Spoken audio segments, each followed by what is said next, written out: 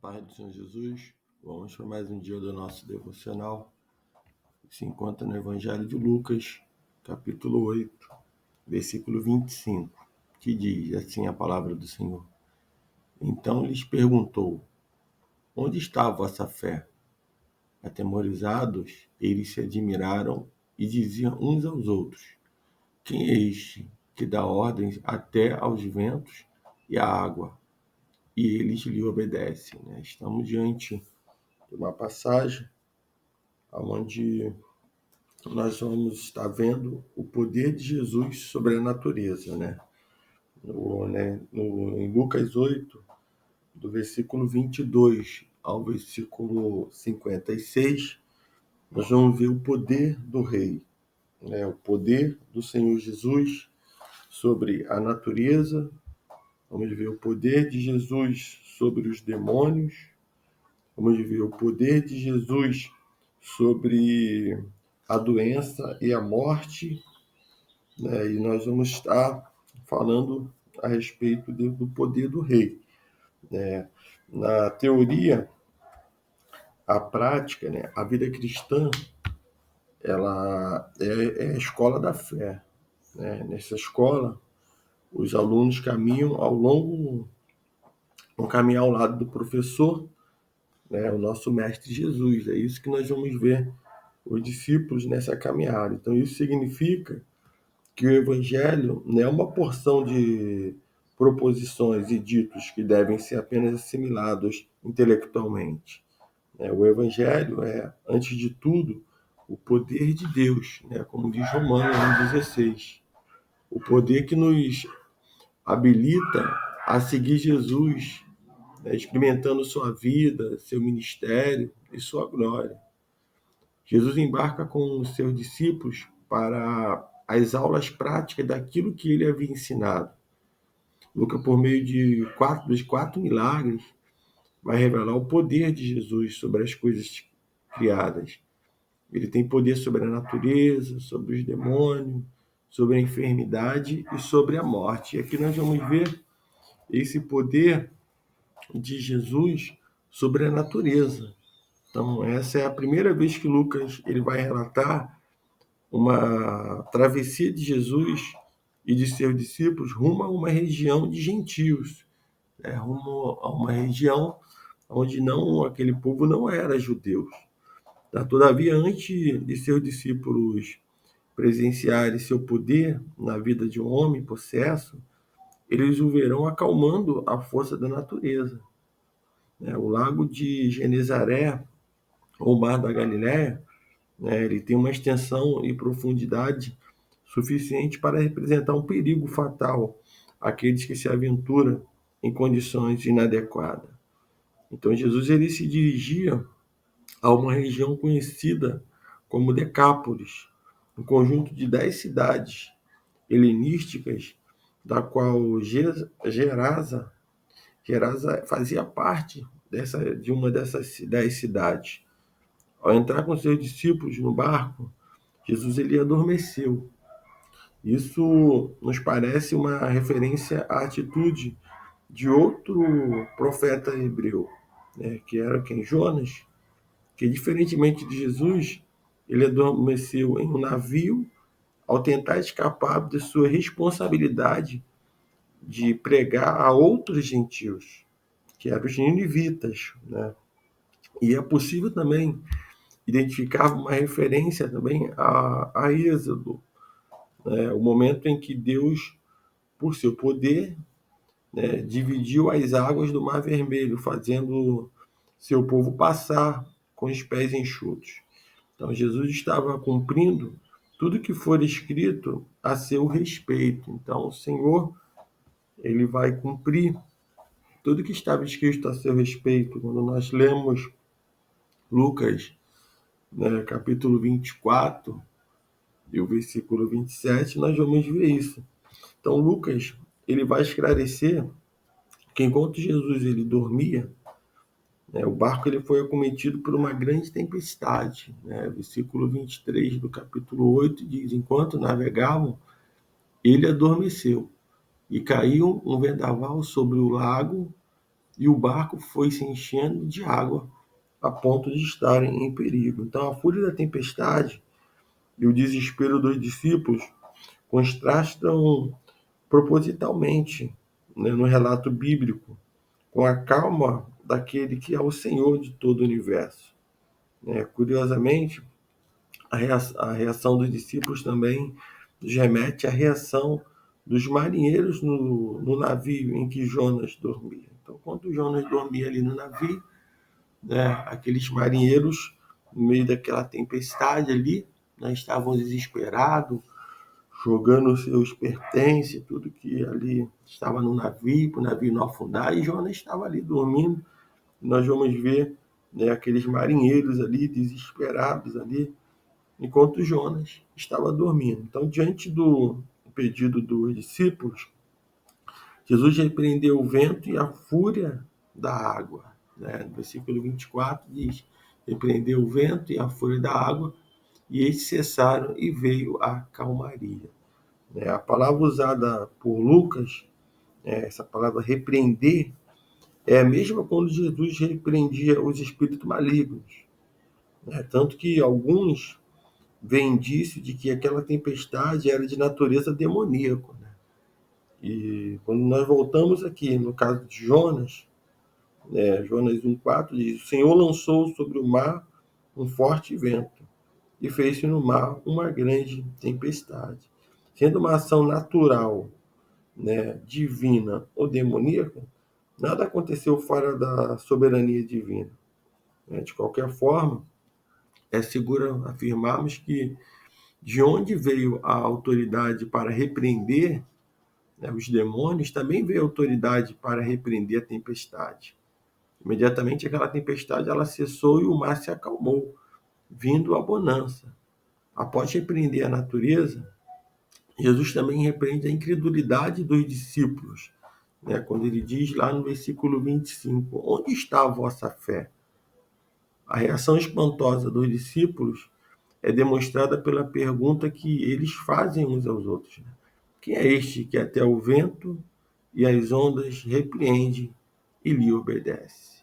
Né? Então, essa passagem bíblica, né, conforme relatada por Lucas, ela direciona nossa atenção a alguns detalhes importantes. O primeiro detalhe é a companhia de Jesus não significa ausência de problemas. Né? Muitas das vezes a pessoa acha que por estar realmente com Jesus, na presença do Senhor, não passará, né? Não terá nenhum problema. Terá uma vida, né? E muitos até têm falado, pregado sobre isso, falado, né? Venha, né? Diz que sofrimento é porque a pessoa está vivendo assim, porque é assado. E muitas das vezes nós vamos ver que mesmo andando com Jesus, a tempestade vai vir. Então, no versículo 22 diz: certo dia Jesus entrou num barco com seus discípulos e disse: vamos para a outra margem do lago.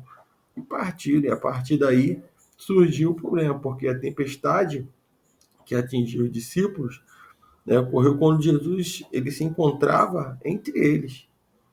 Né? Nossa fé em Jesus ela não nos isenta de passar por turbulência na vida, nem mesmo por tragédia. Então, muitos acreditam que nunca não vão passar, porque se passou é porque Deus abandonou, esqueceu. Então, entenda uma coisa: mesmo com Jesus no nosso barco, nós podemos passar por dificuldade, por tempestade da vida, mas a nossa esperança está no Senhor e está no cumprimento da sua promessa, que é um dia, né, estar com Ele. Então, todos nós estamos sujeitos a encontrar adversidade, passar por adversidade. O segundo relato aqui importante que devemos se ater é que no meio dos problemas podemos ter a sensação de que Jesus não se importa conosco.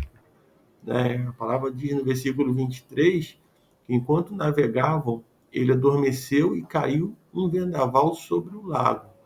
E o barco foi e se encheu de água a ponto de estarem, né, em perigo. Né? Parece que Jesus não se importava com eles. Que Jesus estava no barco, mas ele estava ali e adormeceu. Né? E isso ali, isso pode fazer com que muitos, né, até acreditam ter aquela sensação de que Jesus não se importa, né? Parece que Jesus não se importava com isso.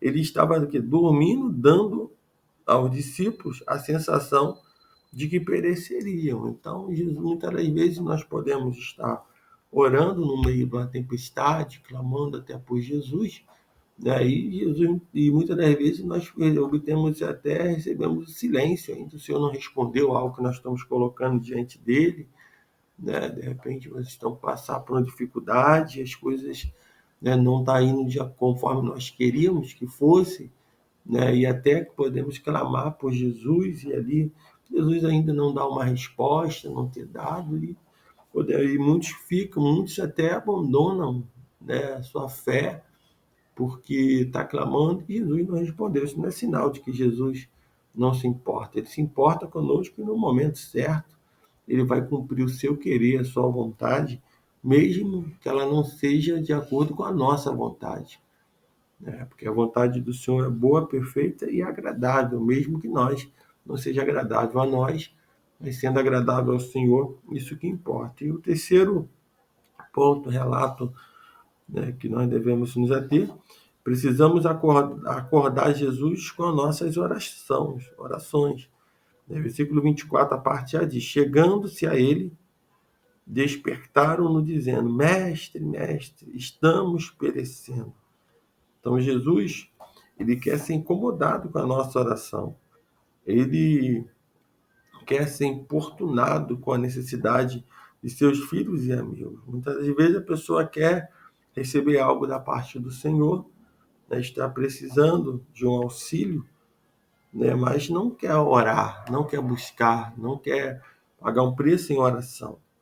Muitas das vezes quer estar do jeito que está, já se acomodou, e muitas das vezes não quer orar, não ora, não pede ao Senhor, né, não clama, como diz aqui, não incomoda o mestre com as suas orações, né, não busca, né, não pede socorro do Senhor, né, o Senhor é o socorro bem presente nas horas da aflição, nas horas de angústia. Então, devemos clamar ao Senhor, né, e Ele quer ser importunado, né, o Senhor Ele quer, muitas das vezes, as pessoas não quer bater a porta, não quer bater, chamar, não quer clamar, não quer realmente gritar pelo Senhor, né? Jesus, filho de Davi, tem misericórdia de mim.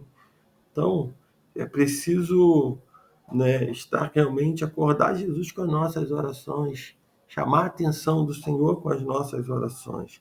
E a oração do justo pode muito em seus efeitos. Então, clame Jesus, chore por ele, chore, clame, peça socorro, né, que na hora certa o Senhor ele vai vir. E o quarto ponto é que Jesus quer ordenar a nossa paz. Né? Versículo 24 diz ainda: despertando-se Jesus, repreendeu o vento e a fúria da água. Tudo cessou e veio a bonança. Então ele repreende o vento e a água. Tudo cessa e a paz é restabelecida.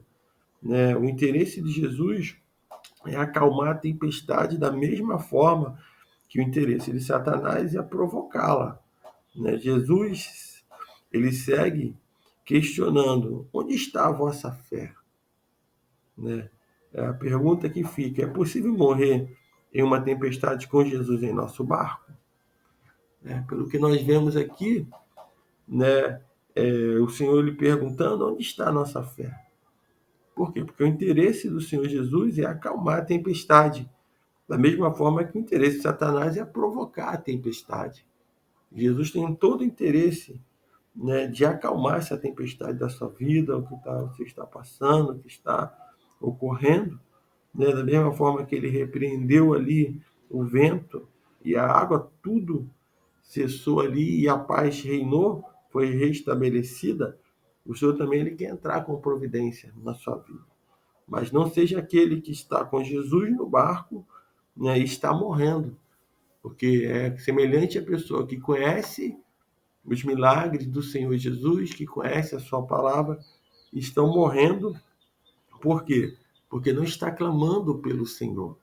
Como ele diz aqui, porque está sem fé, está sem ânimo. Então, que nesse dia o Senhor renove, te fortaleça. O outro ponto a tempestade serve para conhecermos mais a Jesus. Né? Quem é este que até o vento e as ondas repreende e lhe obedece?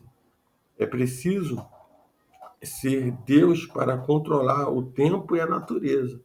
Os ventos e a água obedecem somente ao Senhor. Então, clame ao Senhor no meio dessa tempestade, né? Creia que somente Ele pode. Diga para Ele, Senhor, só o Senhor pode mudar esse quadro, mudar essa situação, porque o Senhor, né, como diz o salmista no Salmo 24, no verso 1 e 2, ao Senhor pertence a terra e tudo que nele existe, o mundo e o que nele habitam, porque ele a estabeleceu sobre os mares e firmou-a sobre as correntes. Então, do Senhor é toda a terra, do Senhor pertence toda a terra. Então, que nesse dia você possa clamar ao Senhor. Não tem realmente tempestade que o Senhor não possa acalmar. Não tem dificuldade que o Senhor não possa entrar com providência. Né? Basta nós clamarmos o Senhor. Ele é um grande Deus, né? E nós não podemos deixar o medo, né, a tempestade da vida, fazer com que nós acostumarmos com a situação que estamos vivendo ou até que estamos. Mas pelo contrário, nós devemos crer, né, que esse grande Deus, que é o nosso Deus, ele tem todo o poder, né, para acalmar a tempestade e a partir daí vir uma grande bonança. Então Jesus ele nos convida a olhar para ele nos momentos de aflição. Então que você possa olhar para o Senhor hoje, no momento da sua aflição, da sua dificuldade, né? Devemos estar olhando para Jesus, né? E não olhar, achar que o problema é maior do que o nosso Deus. Nossa atenção deve estar firmada em Jesus. Apesar da dificuldade, apesar dos problemas, devemos estar firmados em Jesus Cristo. E nessa tempestade da vida, Deus ele nos convida a conhecer mais a Jesus. Quanto mais você conhece a Jesus, quanto mais através da palavra, nós estamos falando, né, há um tempo, né, sobre Jesus Cristo, sobre o Evangelho do Reino do Senhor. Nos episódios anteriores, nós vamos ver que nós falamos dentro de Jesus na visão de Mateus, falamos na visão de Marcos, e agora estamos falando na visão de Lucas. Então, né, conhecer mais Jesus faz aumentar a nossa fé e crer em milagres.